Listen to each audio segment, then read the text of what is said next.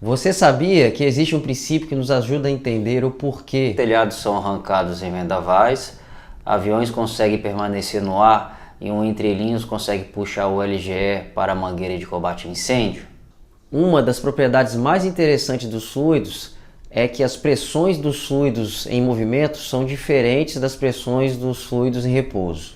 O cientista Daniel Bernoulli investigou a pressão exercida por fluidos em movimento e nas suas observações descobriu que a pressão exercida por um fluido sobre uma superfície diminui quando a velocidade do fluido aumenta. A equação associada pelo princípio de Bernoulli, inicialmente desenvolvida em 1738, resulta da lei da conservação de energia aplicada a fluidos. Analisando a equação, observa-se que, de maneira geral, com o aumento da velocidade, a pressão diminui. Da próxima vez que estiver em um aeroporto, olhe para a asa de um avião. Você vai observar um formato parecido como esse. O fato de ter uma curvatura maior na parte de cima faz com que a velocidade do ar nessa parte da asa seja maior que na parte de baixo.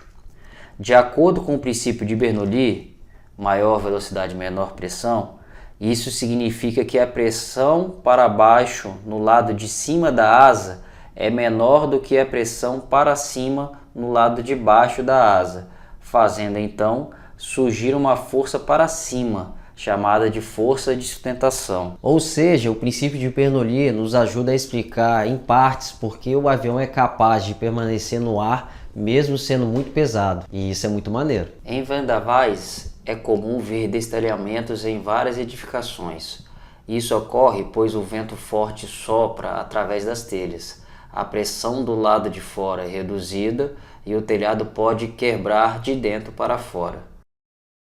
Ou seja, os telhados são, pelo menos em parte, empurrados para cima pela pressão do ar estagnado embaixo deles. Isso pode acontecer com frequência, afinal, os telhados geralmente são projetados para suportar uma elevada diferença de pressão de cima para baixo, mas não de baixo para cima. Em algumas classes e tipos de incêndios, o uso de espuma no combate a chamas é altamente indicado. Entrelinhas, tubo pescador e uma bombona de líquido gerador de espuma, o LGE, são comumente utilizados por bombeiros nessas operações com espuma. O entrelinhas é um exemplo clássico do tubo Venturi, que é explicado pelo princípio de Bernoulli. A água flui pela mangueira de combate a incêndio em movimento praticamente constante. Ao chegar no entrelinhas, se comprime momentaneamente ao encontrar uma zona de estreitamento, aumentando sua velocidade e diminuindo sua pressão.